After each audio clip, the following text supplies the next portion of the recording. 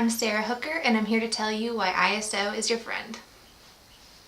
Last time we learned about aperture, and this time we're learning about ISO. They are two of the three settings that you need to get in order to get the perfect exposure.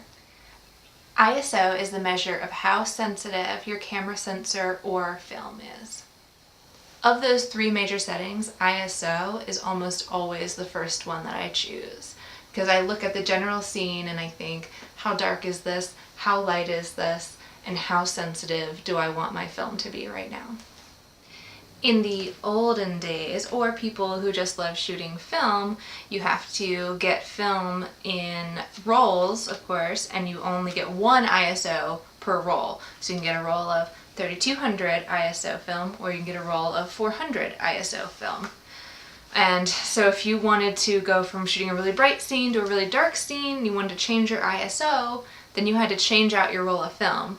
But lucky us, since we're shooting digital, we can just change it in camera anytime we want to. It's measured in numbers: 100, 200, 400, 800, 1600, 3200. And as the number gets higher with each step, with each jump from like 100 to 200, it doubles in sensitivity. So 400 is twice as sensitive as 200. So why is the sensitivity of your sensor important? Well, let's say you wanted to go and shoot your favorite band, but they're playing in this really dark venue. If you're trying to shoot at ISO 100 and your film is not sensitive at all, then it's not going to read any of the light that's coming in, and you're going to get blurry pictures. You're not going to have enough light. But if you set it to ISO 3200, then you will be able to get nice, sharp, crisp pictures of your band playing. Or let's say it's a really bright day outside, but you've still got your ISO set at ISO 3200 from when you were shooting the band last night. Well, you're not going to be able to get a good exposure with ISO 3200 on a bright day because your camera is too sensitive. There's too much light and it's too sensitive. So you want to change it to something lower, maybe ISO 100 or ISO 400 if you're shooting in the shade. So ISO seems like one of the easier settings, right? If you're in a really dark place, set it at a high number. If you're in a really bright place, set it at a lower number. Easy, right? But there's always a big but. If you set your ISO too high, then the trade-off is you have a lot of noise or grain if you're shooting film. In digital, it's called noise. In film, it's called grain.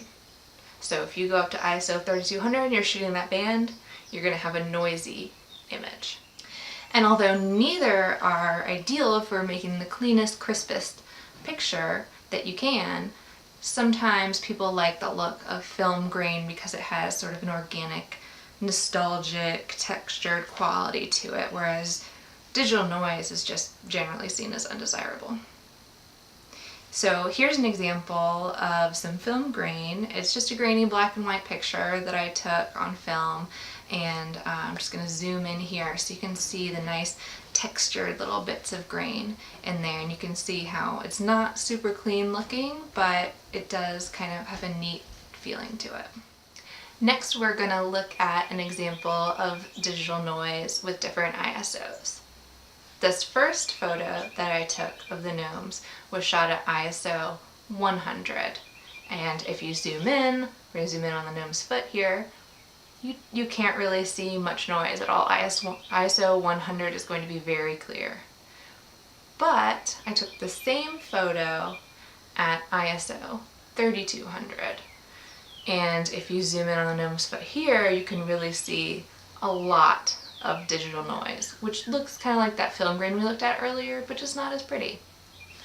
So I would clean that up a little bit in post-production if that was a picture I needed to use, but it never would look quite as clean as the ISO 100 picture. So that's ISO, and you should definitely go out and play with your camera and try out different ISOs, zoom in and see what your digital noise looks like, but generally just go play with your camera and learn and have fun.